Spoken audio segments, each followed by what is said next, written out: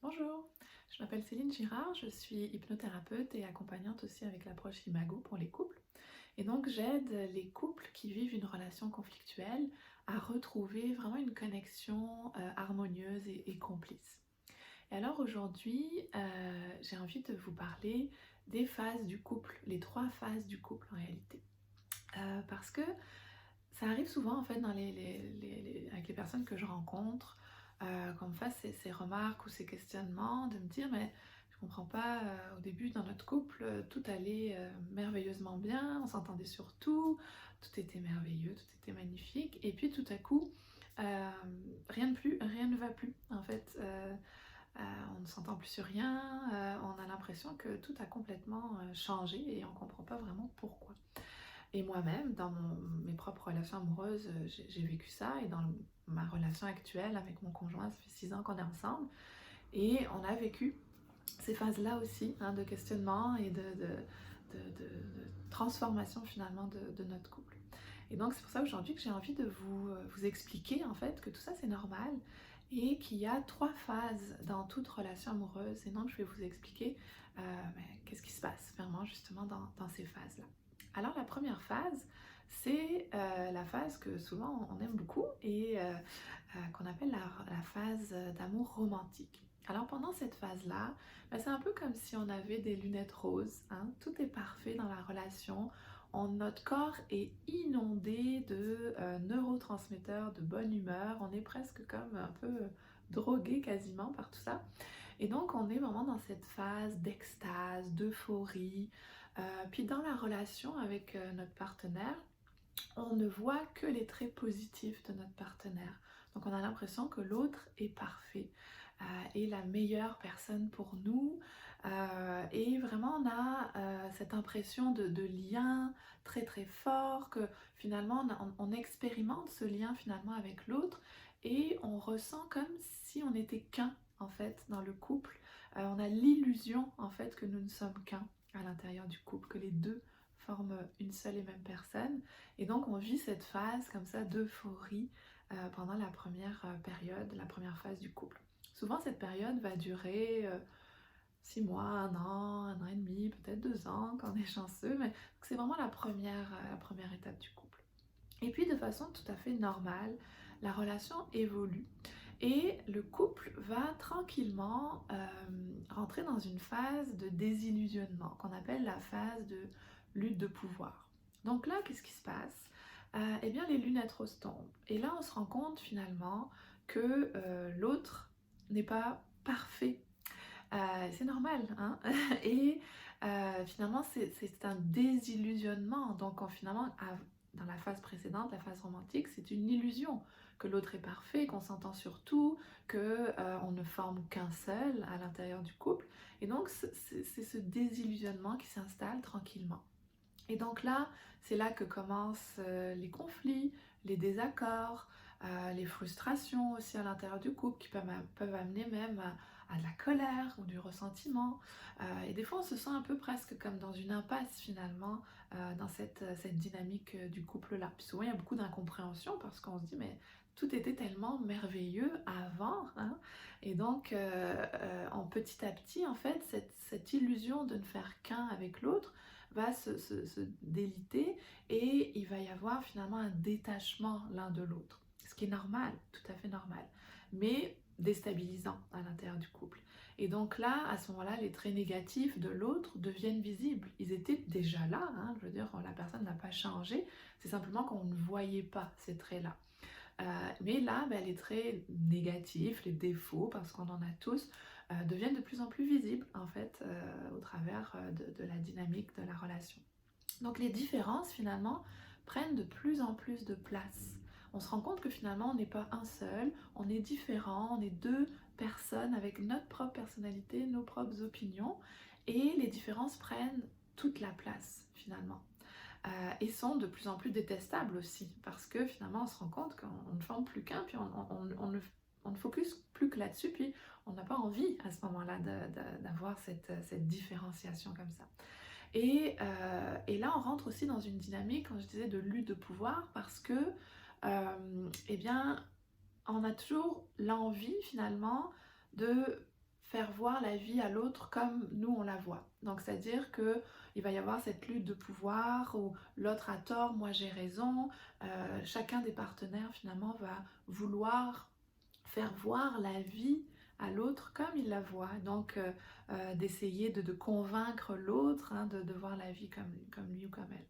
Et donc, c'est vraiment cette phase-là où on est vraiment en lutte de pouvoir, à savoir qui va pouvoir prendre le contrôle dans le couple et qui va pouvoir vraiment s'affirmer plus que l'autre. Donc, il y a vraiment cette phase qui s'installe et c'est tout à fait normal. Tous les couples passent par cette phase-là qui va être plus ou moins intense, mais c'est tout à fait normal de passer par cette phase-là parce qu'on n'est pas juste un dans le couple, là, on est deux entités et donc c'est tout à fait normal. Et c'est souvent à ce moment-là qu'arrivent les séparations. Parce que là, ben, on a l'impression finalement, on se rend compte qu'on est différent, puis que finalement on a l'impression qu'on n'est plus fait l'un pour l'autre, hein, comme on en avait l'impression dans la phase romantique.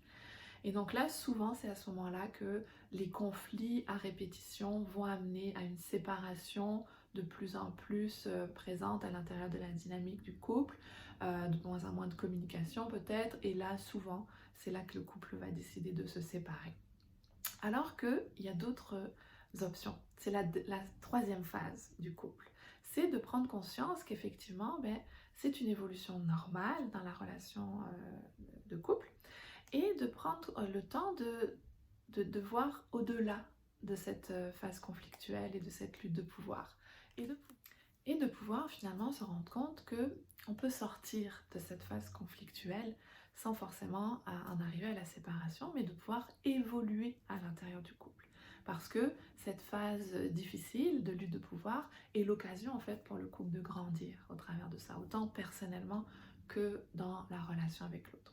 Et donc c'est ce qu'on appelle la phase de couple conscient, qui est la troisième phase, qui est une phase dans laquelle, eh bien, on va vouloir finalement accepter et même honorer les différences. Donc de se rendre compte que finalement, que l'autre soit différent, eh bien ça apporte une valeur au couple, ça apporte une dynamique à l'intérieur du couple et finalement d'accepter qu'on est différent, d'accepter que l'autre peut avoir une vision différente de la vie que la nôtre et de pouvoir même honorer ces différences-là et voir que finalement on peut grandir chacun à l'intérieur du couple au travers de ces différences-là. Et donc, de prendre conscience aussi que tous ces conflits-là, chaque conflit finalement est une opportunité de croissance à l'intérieur du couple. Et donc, de prendre ces différences-là, de prendre ces conflits-là, ces désaccords-là, comme une opportunité d'évolution personnelle et d'évolution de notre relation de couple. Pour pouvoir se transformer finalement personnellement et s'ouvrir encore plus et vraiment créer une dynamique d'évolution à l'intérieur de notre relation amoureuse. Et ça amène vraiment cette dynamique-là de couple conscient, ça amène vraiment une volonté d'engagement à l'intérieur du couple, une volonté d'être à l'écoute de l'autre, d'être en empathie avec l'autre et d'être conscient que quand on vit des difficultés à l'intérieur de notre relation, quand on vit des conflits, quand on a l'impression que l'autre veut nous faire voir la vie autrement, ben, c'est une opportunité de grandir et c'est nos propres blessures intérieures là, qui sont réactivées et qui font qu'on a des réactions peut-être qui sont inconfortables autant pour soi que pour l'autre. Et c'est de pouvoir voir cette évolution-là possible et de s'engager dans cette dynamique d'évolution ensemble. Et ça crée vraiment à ce moment-là une sensation de connexion à l'autre, connexion profonde, connexion empathique et également un sentiment de sécurité à l'intérieur du couple parce que chacun a la possibilité d'être soi-même, d'être accueilli, accepté tel qu'il est et de pouvoir grandir au travers de cette dynamique relationnelle-là. Donc ça apporte une sécurité, une sensation de sérénité aussi, hein. Et donc là, on a à ce moment-là une relation qui va être différente de la relation de la phase romantique en fait, où là on est vraiment dans l'extase, hein, dans quelque chose de très passionnel. Et bien la phase du couple conscient arrive dans quelque chose de beaucoup plus calme, de beaucoup plus serein, avec beaucoup de joie, de partage, de choses très positives, mais beaucoup plus dans la sérénité et la sécurité. Et c'est ça qu'on veut finalement, hein, atteindre, hein, quand on est dans une relation de couple, traverser cette phase de lutte de pouvoir pour arriver jusqu'à la phase de couple conscient. Et à ce moment-là, c'est magnifique tout ce qui peut se passer dans le couple et la connexion profonde qui se crée à l'intérieur du couple. Et pour ça, bien, d'ailleurs, il y a différentes approches hein, qui peuvent aider à ça. Et l'approche Imago, qui est l'approche que moi j'utilise pour accompagner les couples, est extrêmement, extrêmement efficace pour ça, pour vraiment recréer ce lien, recréer cette connexion à l'intérieur du couple, parce que en général, c'est pas l'amour qui est perdu, c'est la connexion qui est perdue. Et donc de retrouver cette connexion-là, c'est quelque chose qui est magnifique. Alors, euh, je vous le souhaite en tout cas. J'espère que cette vidéo-là aura pu vous aider dans votre compréhension de votre dynamique peut-être de couple. Si vous avez besoin de plus d'informations, n'hésitez pas à me contacter directement si vous le souhaitez ou à consulter mon site internet www.girardceline.com. Ça me fera très plaisir de vous répondre.